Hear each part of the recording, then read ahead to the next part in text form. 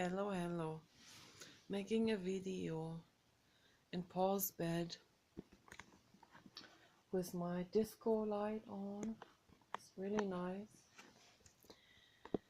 And I just wanted to talk briefly about the frustration that I feel when I watch videos on YouTube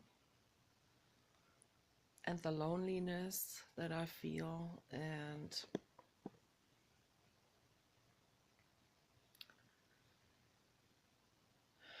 this feeling, you watch, and I'm not the only one, I know I'm not the only one. You watch someone's videos, someone who is famous, and they have everything you have ever wished for.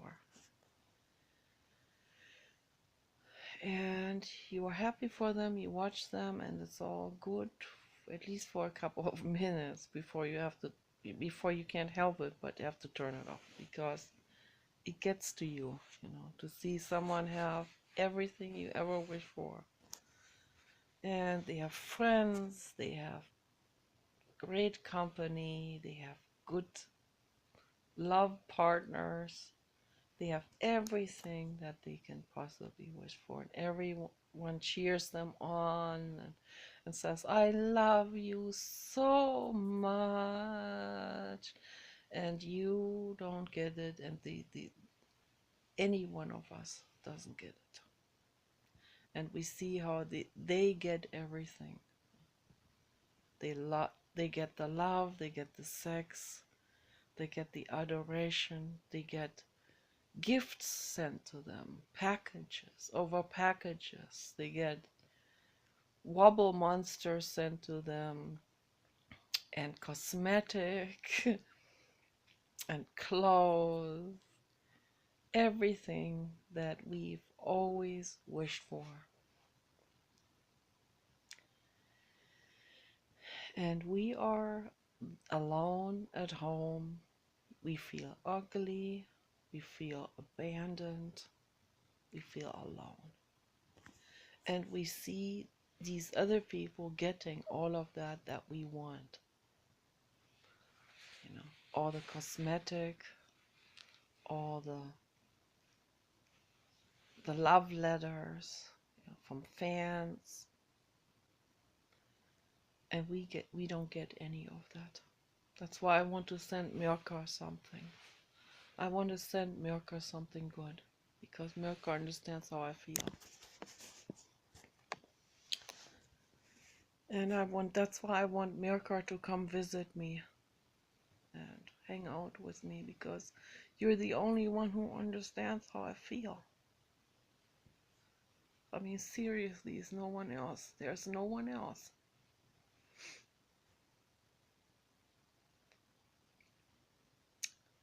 No one else understands it. We have a very similar brain,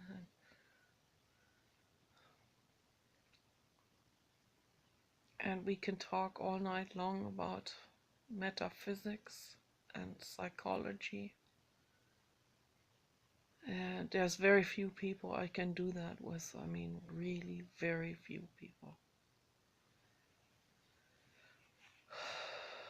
Gosh, I wish someone would talk to me about metaphysics and psychology.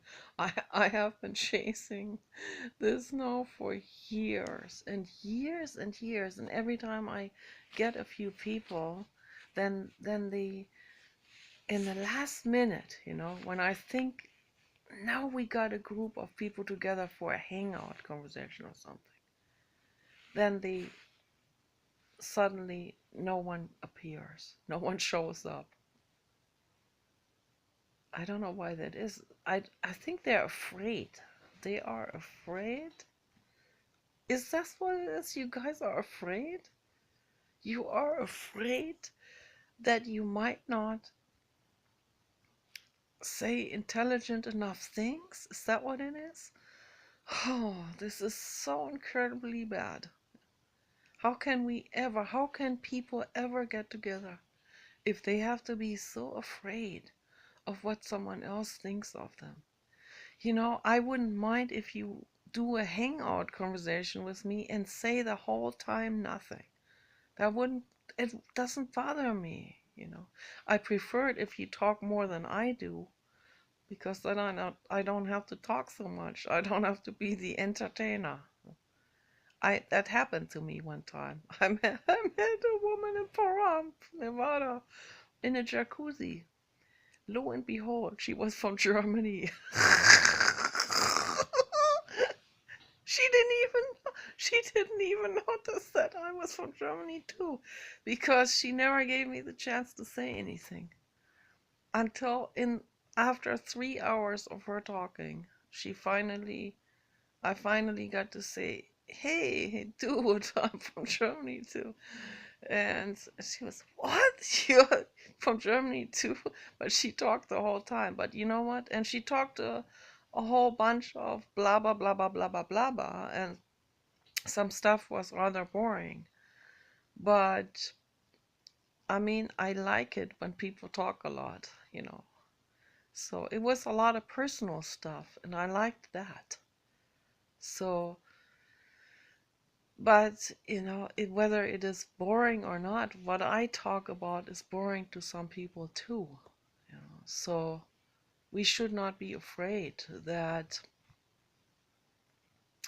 what we say could be boring, or it could not be 100% genius, or maybe we repeat ourselves, or maybe we say something that is cliche, or I mean, or ridiculous, or we embarrass ourselves. Yeah, that happened. That can happen. So what? It doesn't matter, you know.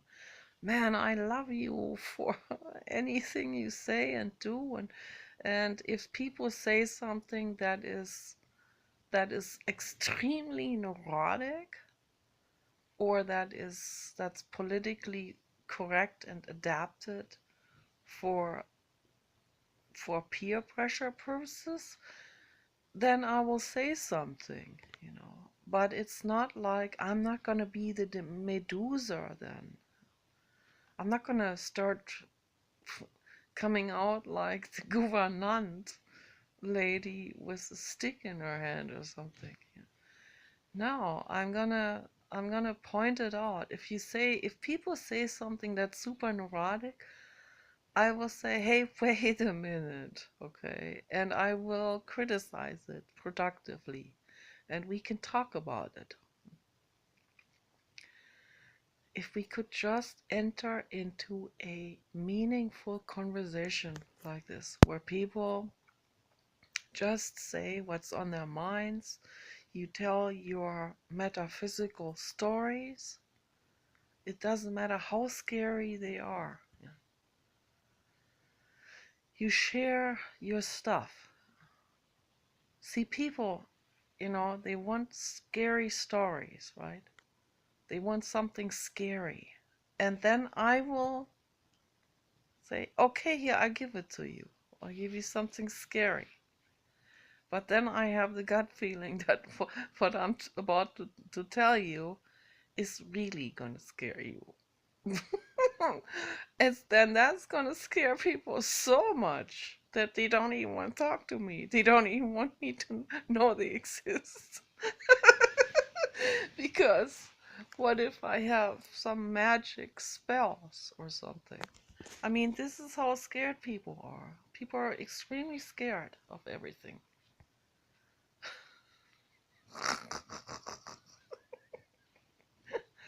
My goodness. Existence is not that scary. Okay? It really isn't. It's not. And ego energies and all of this, it can be very tough, like I said in my other videos. But if we run away from it, and we often run away from it because we have that same kind of thing inside of us, actually. First of all, we need to make peace with ourselves. Then we can make peace with the other ego energies, with the other entities, okay? Whoever they are, wherever they are whatever they attach themselves to. And then we can talk to them, and then we can make peace with them, and then they can make peace with themselves. And that's how it works. And that's not frightening at all. There are people who are afraid to even go to a psychiatrist. They're so afraid of everything. And those are usually the people who bully other people really badly. People who bully others, they're terrified. Absolutely terrified. There was the guy once, he was real mean to my husband. And I stood up for us, and I looked at him with my Methuselah look, and he said to me, "I rebuke you, Satan, in the name of Jesus Christ." I mean, that's how scared people are. That is how scared people are. That's incredible. There is no Satan, and also Satan. What does Satan mean? It's Hebrew, and it means the accuser. Okay. Almost every human is an accuser. Okay, then everyone is Satan. Okay. And I'm big on that. I do a lot of accusing, but I do productive criticism, and that's not scary. Okay, so why is the accuser? Why does the word accuser, Hebrew Satan, Satan, why is that word accuser? Why has that taken on such a turn in scariness and in, demonicness and all of that? Why is an accuser accused? The accuser is accused. By whom? By another accuser who doesn't even notice that he himself is accusing. See, this is what's going on. There's always this double standard in the world all the time. It's all the time happening like this. And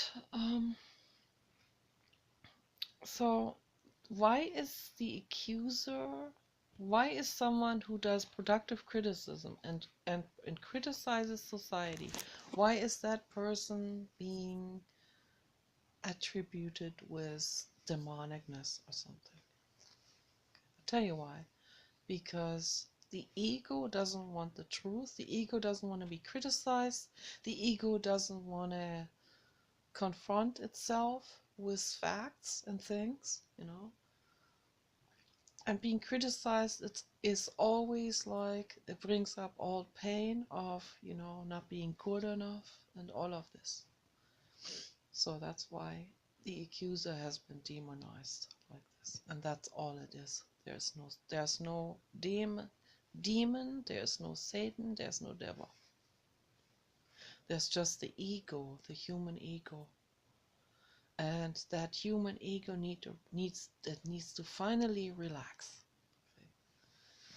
Relax and take a break from all of this.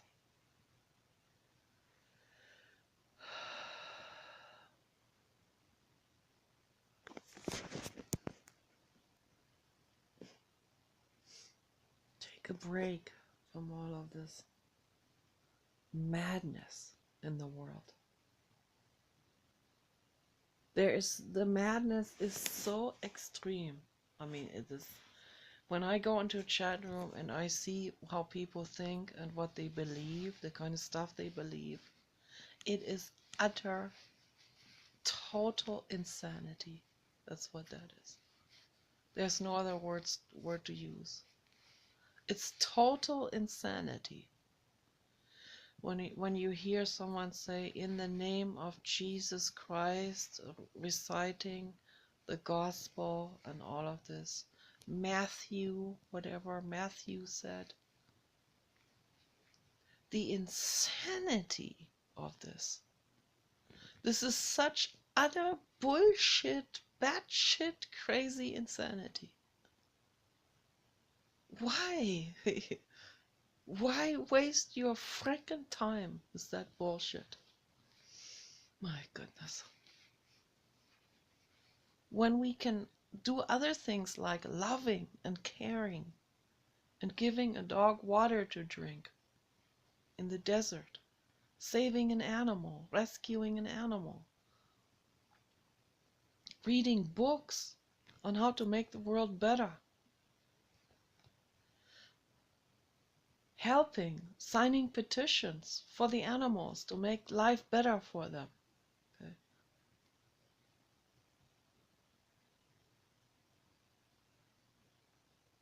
You know, to breed pigs for factory farms, that should be outlawed. To eat pig meat should be outlawed. You can help make the world better instead of reciting the shit Bible or some shit religion. Let's make the world better, for all living beings. They're all equally sentient. People, they are attached to these religions, just like the soul was attached to the doll. That's how people are attached to the religions, in such a horrible way. I've seen it. I've seen the energy around some people. It's freaking scary how some people are. The religious people, the fanatics, they are so fucking scary. Those are the real scary motherfuckers. Phew. That's worse than the doll, and how she had to be living, much worse. That was awful how she had to live with this trauma. Live in Bardo like that. Horrible. But she's free now. So I want everyone to follow into her footsteps and free themselves from their ridiculous attachment to religion. To be attached to an item is much more understandable even. But for people to be attached to a religion, that's total insanity. That makes no sense at all.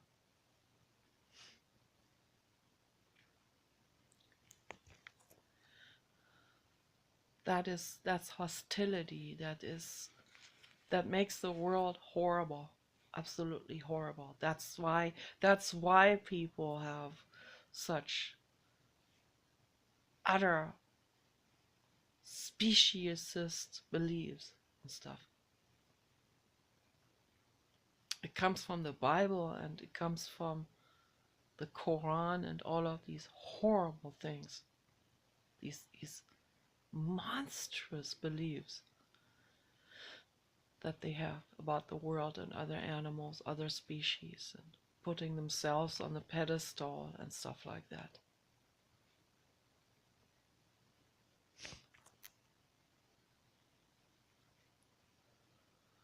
What I want people to do, that's the very first thing that I want people to do, is to never, ever, ever, ever eat pigs again. Okay? Not for religious purposes. Okay? For ethical reasons. Not even for your health, which is a positive side effect by going vegetarian or vegan. No, for ethical reasons. For love purposes. The reason is love. Okay? That's what ethics is. Love. I love pigs, thus I do not eat them. Okay? That's the first thing I need people to do in their lives. That's the very, very first step. Okay? If you can't do anything else, the very first step is to never, ever, ever eat pig meat again, even if it's offered to you for free. I quit that long time ago.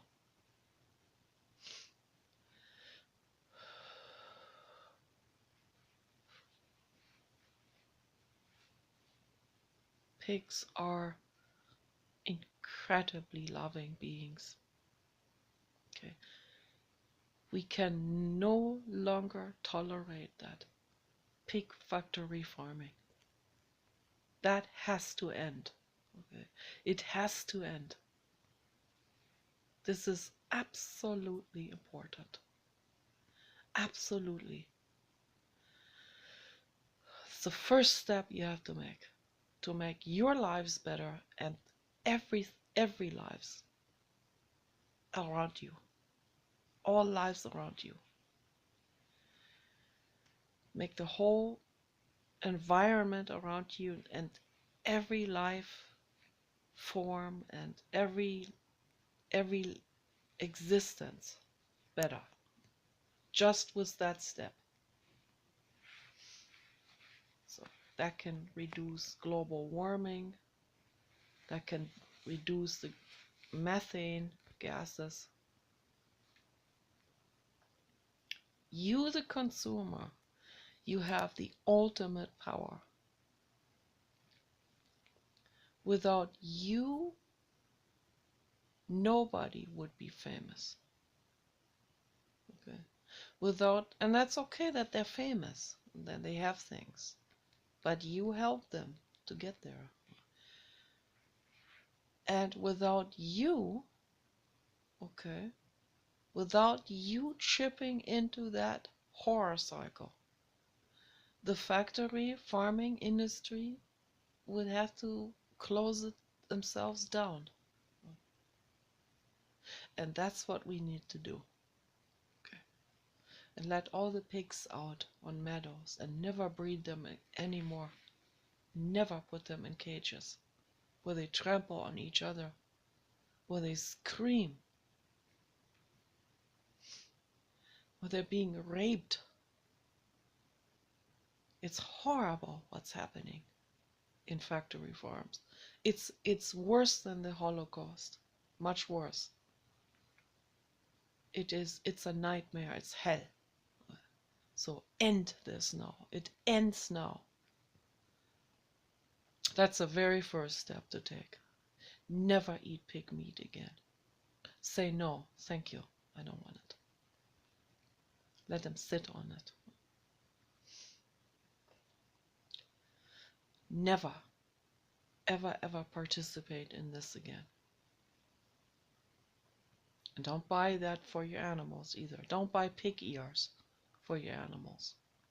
Don't buy any pig material from anyone. Don't chip into this horror cycle anymore.